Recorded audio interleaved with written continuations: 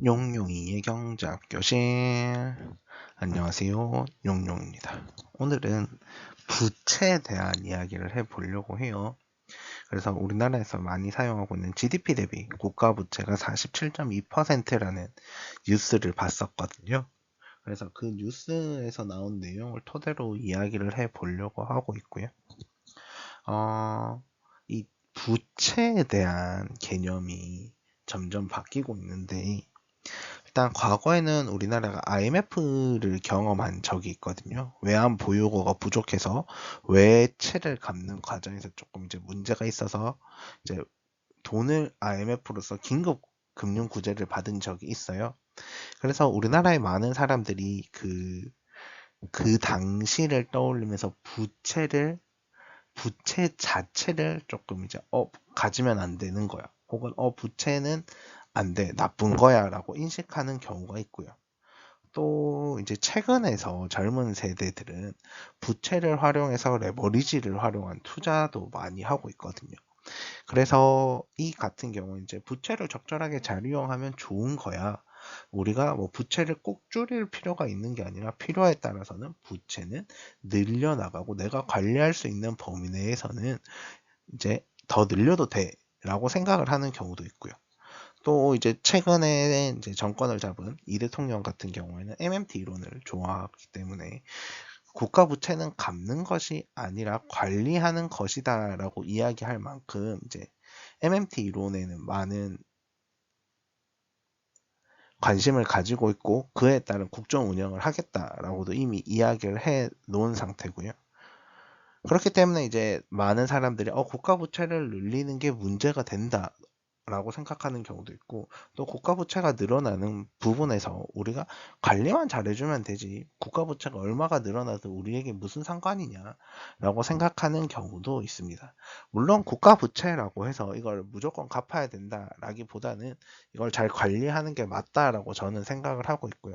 하지만 그 관리하는 과정에서 지금 트럼프 미국 대통령 같은 경우에는 이제 국가의 예산에서 이자가 차지하는 비중이 너무 높기 때문에 이 국가 부채를 줄여야 한다라고 이야기를 하기도 했었습니다. 그리고 우리나라가 기축통화국이 아니기 때문에 이제 무한정 국가 부채를 늘리는 것도 문제가 될 수 있다라는 이야기가 많이 나오고 있고요.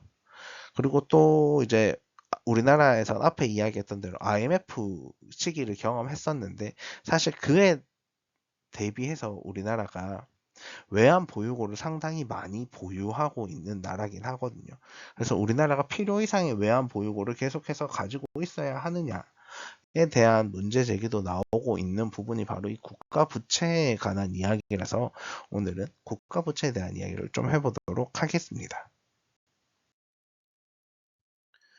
우선 GDP 대비 국가 부채를 보면요. 2017년도에 약 659조로 이제 34.1%였었는데, 이제 2025년에 1212조로 47.2%를 찍었다라는 것을 이제 뉴스로 확인할 수 있었고요. 이제 이게 부채가 2배 증가했지만 그만큼 우리나라 GDP가 그 당시에 성장을 했기 때문에 이제 부채가 이제 명목적으로는 2배가 증가했지만 GDP 대비로 확인을 해보면, 실질적으로 확인해 보면 이제 한 10%포인트 정도가 증가했다라는 것을 확인할 수 있습니다. 뭐 이제 대략 계산해 보면 뭐 13%잖아요. 그럼 34%에서 뭐 반이 증가했다라고도 이야기를 할 수 있고요. 이건 이제 보는 관점에 따라서 조금 차이는 있을 수 있다라고 생각합니다. 우리나라에서 국가 부채도 국가 부채인데, 이제 제가 대학원 다닐 시절에 이 좀비 기업에 대한 이슈가 상당히 많았었거든요. 그래서 좀비 기업이란 뭐냐면 이자를 못 갚고 있는 기업이에요. 그래서 이제 기업이 부채가 하나도 없다라고 했을 때는 그 기업은 아무것도 안 하겠네라고 생각을 할 수도 있지만, 또 이 기업이 돈을 빌렸는데 이자도 못 갚고 있다라면 이것도 이제 기업이 계속 유지될 수 있느냐 라는 고민을 하거든요. 그래서 이자 보상 비율이 100% 미만인 기업이 40%가 넘어선다, 40.9%다라는 이야기가 있고요. 이 좀비 기업들이란 게 존재해요. 이러면 좀비 기업들은 어떻게 해야 되냐면, 제 개인적인 생각으로 빨리 이 기업들이 망할 수 있게, 폐업할 수 있게끔 만들어 줘야 되거든요.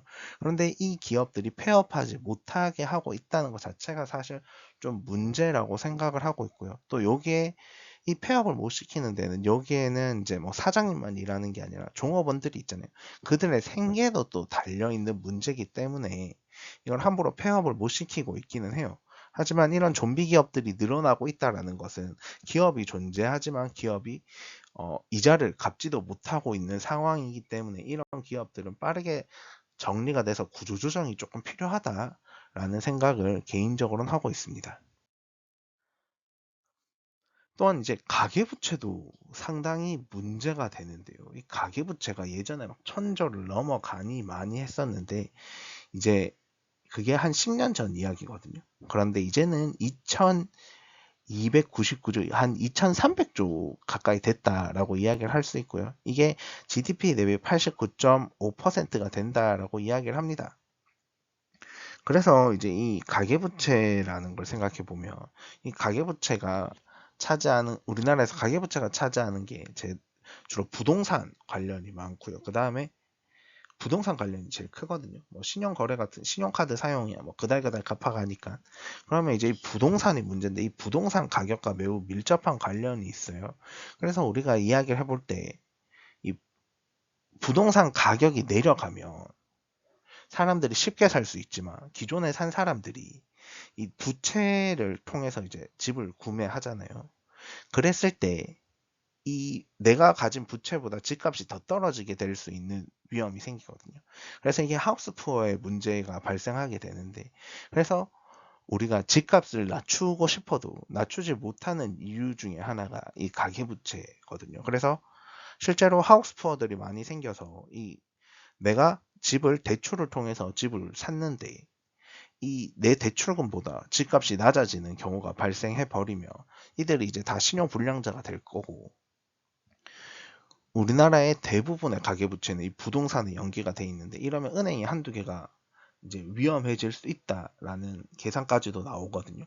그랬을 때 이제 그런 일이 발생하면 안 되지만, 그런 일이 발생하게 되었을 때 이제 우리나라의 신용에 가장 큰 문제가 발생할 수 있다라는, 이제 우리나라 금융시장에 큰 위험이 다가올 수 있다라고 이야기를 하고 있어요. 그래서 이 부동산 가격을 낮추고 싶지만 또 함부로 낮추지도 못한다고 이야기를 많이 하고 있고요. 그렇다고 해서 그러면 부동산 가격을 높여서 그들의 자산을 안전하게 해주면 되는 거 아니냐라고 이야기를 할 수 있는데, 그러면 또 다른 문제가 뭐냐면 이 집을 사는 과정에서 너무 많은 비용이 들어가게 되거든요. 그래서 이 부동산 가격을 이러지도 저러지도 못하고 있다라고 저는 개인적으로 생각을 하고 있어요. 그래서 우리나라에서 보면 가계부채가 지금 되게 커지고 있고요. 이 가계부채에서도 가장 큰 문제는 부동산이 핵심이 되어 가고 있습니다. 그래서 보면 지금 우리나라가 가계부채가 또 아까 증가한댔고요. 또 국가부채가 또 상당히 가파르게 증가하고 있어요. 그리고 현 정부가 들어섰을 때 현 정부의 기조상 국가부채는 더 많이 증가할 수밖에 없는 구조를 가지고 있습니다. 그리고 이제 좀비 기업도 많이 존재하고 있고요. 이 좀비 기업도 빠르게 구조조정이 되어야 되는데, 이것을 지금 이제 국가가 어쨌든 조금은 유지하고 싶어 하는 경향이 없지 않아 있거든요. 그랬을 때 빚도 우리가 아무리 자산이라고 하지만 이게 늘리기는 쉬워도 줄이기는 상당히 어려운 구조거든요. 그런데 여기서 더 문제가 되는 건 뭐냐면, 지금 국가가 개인의 빚이나 특히 자영업자들의 빚을 대신 갚아주는 경우가 되게 많아요. 그렇게 됐을 때 우리가 이제 대출을 받고 나서 그 다음에 도덕적 해이가 발생하거든요. 우리가 대출을 받았을 때 이 대출을 어떻게 성실히 갚는 거에 대해서 칭찬을 해줘야 되는데, 그게 아니라 나는 너무 어려워서 빚을 못 갚겠어요. 난 대출을 못 갚겠어요. 그래, 너가 너무너무 힘드니까 내가 도와줄게 라는 개념으로 접근을 해버리면 그 누구도 이제 우리나라에서 빚을 제대로, 대출을 제대로 갚지 않으려고 노력하게 된다라는 거죠.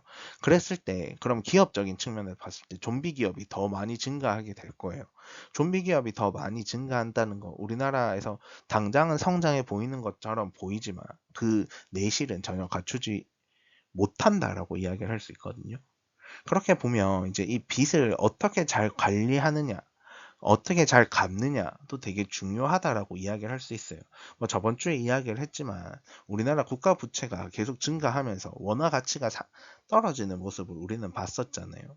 그럼 원화 가치가 떨어진다고 했을 때 우리가 가지고 있는 위험도 분명 존재하거든요.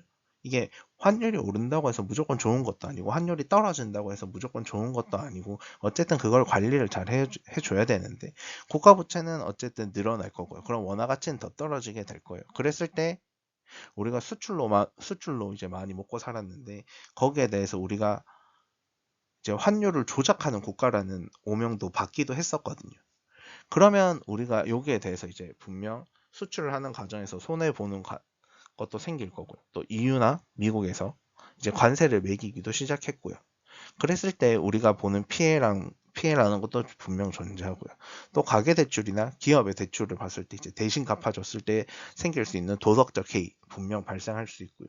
또 우리의 가장 큰 문제인 부동산 문제를 봐서도 이거를 관리를 잘못하면 이 가계대출 문제가 터졌을 때 사람들이 더 이상 돈을 갚지 못하게 되었을 때 하우스 푸어 문제가 발생하였을 때 문제를 생각해 보면 이제 우리나라 금융시장이 더 혼란에 빠질 수도 있다라는 겁니다. 그렇기 때문에 이제 대출을 뭐 받으면 안 돼라고 이야기는 할 수 없겠고요. 또 이제 이 대출이란 걸 잘 관리할 수 있는 범위 내에서 우리가 잘 관리하며 레버리지를 늘리기 때문에 내가 그 당장 소비해야 되는 것들을 소비할 수 있는 기회를 가지기도 합니다.